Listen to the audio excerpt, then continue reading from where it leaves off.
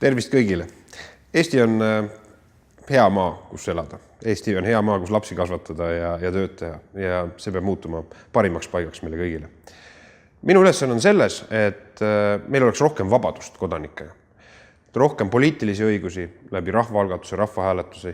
Meil oleks rohkem vabadust seista oma õiguste eest. Sellepärast oleme algatanud esmatasandi õigusabi reformi, et inimesed saaksid kõigis Eesti maakonnakeskustes õigusabi. Eesti riik peab olema meile jõukohane ülal pidada ja selleks me vajame riigireformi.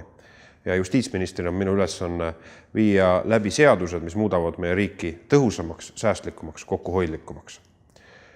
Vajalik on muuta ka presidendivalimiste korda ja sellekohased ettepanekud olen ma välja töötanud. Väga tähtis on see, et inimeste vabadused oleks kaitstud nende isikute eest, kes tahavad teha kurja või tõstavad käe teise inimese vastu. Ja ma toetan õiglast karistuspoliitikat.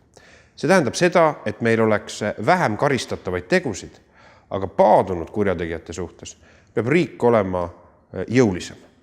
Ja sellepärast oleme töötanud välja ettepanekud, kuidas Eestis oleks vähem trahvitavaid tegusid, aga oleme ka töötanud välja ettepanekud selle kohta, et paadunud kurjategijate puhul riik rakendaks oma jõudu tugevamalt, et meie kõigi vabadused oleks kaitstud.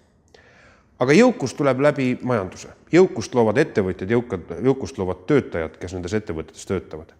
Ja sellepärast on hästi oluline, et Eesti ärikeskkond oleks konkurentsivõimeline, et meil oleks rohkem nutikaid e-võimalusi, et meil oleks vähem bürokraatiat, mis seda majanduse arengut piiravad.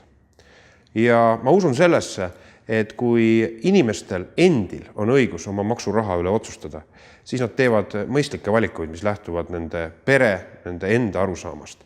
Ja seetõttu on mul hea meel, et selle valitsuse kõige ambitsioonikam samm järgmise aasta 1. jaanuaril, siis kui Eesti saab 100-aastaseks, jõustub ka meie maksureform, mille tulemusena jääb Eesti inimestele rohkem raha kätte, sellepärast, et see on inimeste enda teenitud tulu, enda teenitud väärtus, nii nagu see maa on meie endi maa, kus me oleme peremehed.